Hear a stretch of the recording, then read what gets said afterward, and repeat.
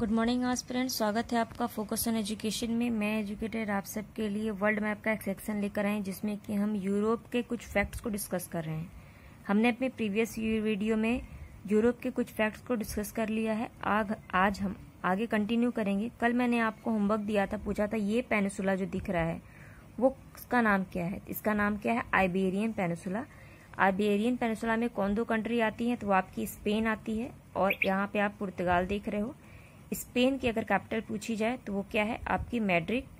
और पुर्तगाल की कैपिटल पूछी जाए तो क्या है? लिस्बन। ये हमने देखा था। और ये है आपका यूरोप का पार्ट। तो यूरोप में जो घास पाए जाते हैं, ग्रास पाए जाते हैं, वो दो प्रकार के हैं। एक शीतोष्ण घास है जिसे कि हम प्रेयरी घास कहते हैं। प्रेयरी घास कहाँ कहाँ पाए जाते हैं?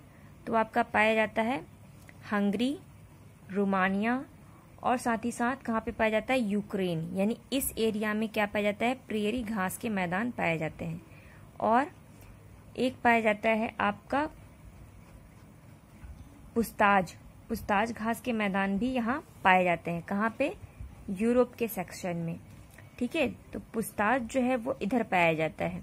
यानी आप कह सकते हैं स्पेन, फ्रांस और इधर इटली के कुछ कुछ पार्ट्स में पाए जाते हैं। और इम्पोर्टेंट क्या है? और अगर पूछे कि यूरोप का लार्जेस्ट कंट्री अगर है और वो भी पॉपुलेशन के अकॉर्डिंग, तो वो कौन हो जाएगी? जर्मनी। जर्मनी की कैपिटल क्या है? आपका बर्लिन है। उसके बाद अगर आपसे पूछा जाए कि यूरोप का हाईएस्ट पॉइंट क्या है, यानी माउंटेन, तो वो आपका काकेकस पर्वत का है। वो कहाँ पर है? वो आपका रशिया में है। उसका नाम क्या है? मैंने प्रीवियस वीडियो में बताया था। वो क्या है? माउंट एल्ब्रुस काकेकस पर्वत का पार्ट है और वही इसकी हाईएस्ट पॉइंट भी है। और अगर पूछे सबसे लोएस्ट पॉइंट क्या है, तो वो आपका क्या है? कैस्पियन सी। ये जो है ना कैस्पियन सी, ठीक, ये सबसे लोएस्ट पॉइंट है किसका? यूरोप का। अगर आप देखते हो ये जो कैस्पियन सी है ये किससे किससे अपनी वाटर बॉडी शेयर करता है? ये भी कभी कभी क्वेश्चन बन जाता है आपके एग्जाम में। ठीक है, तो उसको हम आगे डिस्कस करेंगे। नेक्स्ट एक इम्पॉर्टेंट पॉइंट बनता है, ये जो नॉर्वे है, नॉर्वे का एक आइलैंड है जिसका नाम द्वीप है। वो क्या है? वो है सेलबार्ड द्वीप। सेलबार्ड द्वीप क्यों इम्पोर्टेंट है? क्योंकि यहाँ पे अंतर्राष्ट्रीय बीज भंडार केंद्र है। क्या है? इंटरनेशनल सीड प्रिजर्वेशन सेंटर है। तो इसलिए ये इम्पोर्टेंट बन जाता है हमारे एग्जाम पॉइंट ऑफ व्यू से।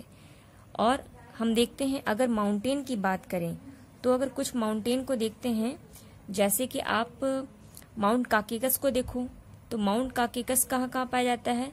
तो आपका रूस यानी रशिया के पार्ट में, और आपके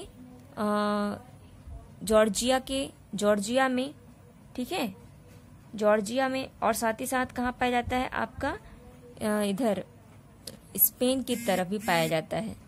ठीक, सॉरी स्पेन कह रहे हैं, अजरबैजान में पाया जाता है। उसके बाद अगर आप देखते हो, अगर पूछे कि माउंट टिटलस कहाँ पाया जाता है, तो माउंट टिटलस ये जो आपका स्विट्जरलैंड है। स्विट्जरलैंड का है यहाँ पे, ये देखिए स्विट्जरलैंड ना, तो यहीं पे माउंट टिटलस पाया जाता है। तो ये भी पॉइंट इंपॉर्टेंट है। उसके बाद अल्पाइन माउंटेन पूछे तो अल्पाइन माउंटेन आपकी यहाँ पाई जाती है, इटली में। इटली और आपके सेंट मैरियानो में पाई जाती है। ठीक है, उसका फैला हुआ है। फिर एक माउंटेन आता है जो स्पेन और फ्रांस को अलग करता है। स्पेन और फ्रांस को यहाँ पे मैंने प्रीवियस वीडियो में बताया है। वो कौन है? माउंट पेरनीज है। ठीक, माउंट पेरनीज। और स्पेन में ही आपकी एक मरुस्थल भी पाया जाता है। उसका नाम क्या है? उसका नाम क्या है? तबरेनाज डिजर्ट है, यानी मरुस्थल। और यहीं पे यानी यहाँ पे एक आपको पठार भी पाया जाता है। उसका पठार का नाम क्या है? मेसेटा पठार यहीं पर है। ये पॉइंट याद रखिएगा। साथ ही साथ क्या याद रखना है आपको कि स्पेन और फ्रांस के बीच में एक छोटी सी कंट्री, ये देखिए छोटी सी कंट्री है, उसका नाम क्या है? एंडोरा है, छोटी सी कंट्री है ये। और ये अपनी वाटर बॉडी शेयर नहीं करती, ये भी पॉइंट याद रखिएगा। अगर आपसे पूछे कि गल्फ ऑफ लॉयंस किधर है, तो वो कहाँ है? फ्रांस में। ये गल्फ मतलब समझते हो ना क्या होता है? गल्फ का मतलब होता है कि जो तीनों तरफ से किससे घिरा हो? जमीन से, यानी भूमि से घिरा हो। तो ये देखिए, ये स्पेन का कुछ पार्ट और ये फ्रांस का पूरा पार्ट इस पानी को घेरे हुए है, इसीलिए इसको गल्फ बोलते हैं। गल्फ ऑफ लॉयन कहाँ है? तो फ्रांस और स्पेन के कुछ पार्ट में है। ये पॉइंट आप याद रखिएगा। और क्या है, एक माउंट अभी मैंने बताया था, माउंट हाज। वो कहाँ पे है? वो आपका जर्मनी में है, ठीक है, यानी यहाँ पर है माउंट हाज। ठीक, ये पॉइंट याद रखिएगा। और साथ ही साथ क्या है कि एक पूछता है कि माउंट जूरा कहाँ है? तो वो आपका फ्रांस और स्विट्जरलैंड के बीच में, यानी यहाँ पे एक माउंट है जिसका नाम क्या है? माउंट जूरा। ये पॉइंट याद रखिएगा। फिर और ये जो कॉन्टिनेंट है, ये स्कैंडिनेवियन पेनिनसुला, यहाँ पे कैसे वन पाए जाते हैं? ये साइबेरियन एरिया है। तो विश्व के सबसे कोड़धारी जो वन पाए जाते हैं, यानी कोड़धारी, वो कहाँ पर है? वो आपके इसी पार्ट में पाए जाते हैं। ये इम्पोर्टेंट पॉइंट है आपके एग्जाम के लिए। और क्या क्या है? फिर आप अगर देखते हो तो ये फ्रांस अगर देख रहे हो, ये फ्रांस, ये इनका भी तट जो है कटा फटा है। तो ये जो इसके तट को क्या कहते हैं? जो आपका नॉर्वे का है तो इसे तो फीजोर्ड कहते हैं। यहाँ के तट को क्या कहते हैं? तो यहाँ के तट को हाइट्स यार्ड कहते हैं। क्या कहते हैं? हाइट्स यार्ड कहते हैं। ये याद रखिएगा।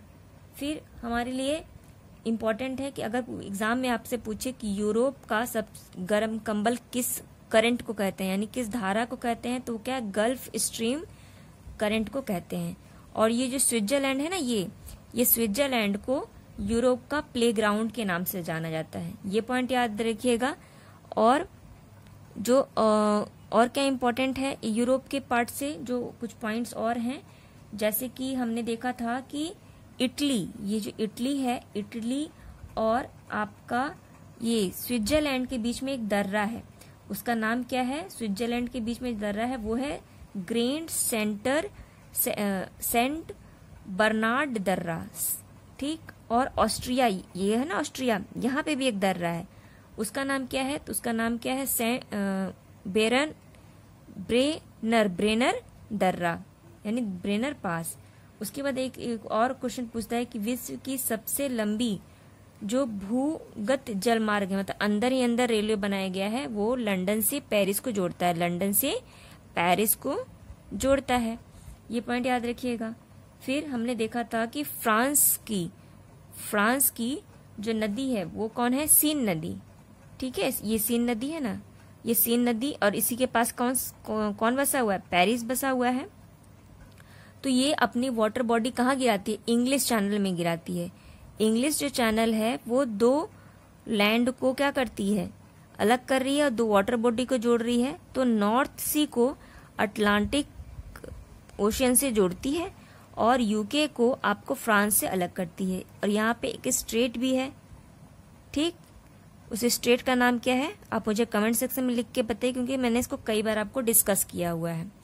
और एक और क्वेश्चन आता है कभी कभी आपके एग्जाम में, वो ये कि यूरोप जो है उसको, इसका नाम कहाँ से मिला? तो यूरोप को एक इटालियन वर्ड है, क्या नाम है उसका? एरब्स। क्या है? एरब। और एरब का अर्थ क्या होता है? सूर्य अस्त। जैसे हम जापान को सूर्य उदय का देश कहते हैं, उसी तरह अगर हम यूरोप का कहा जाए तो ये सूर्य अस्त का देश है। कौन? Europe continent. ये कुछ इंपॉर्टेंट पॉइंट है जो मुझे लगा आपको बताना चाहिए। तो आज ये वीडियो आपका कंप्लीट हुआ, मतलब यूरोप का सेक्शन कंप्लीट हुआ। नेक्स्ट जो हम डिस्कस करेंगे वो आपका कंट्री करेंगे, एशिया को ही डिस्कस कर लेते हैं, क्योंकि एशिया इंपॉर्टेंट बन जाता है हमारे एग्जाम पॉइंट ऑफ व्यू से। Thank you aspirant.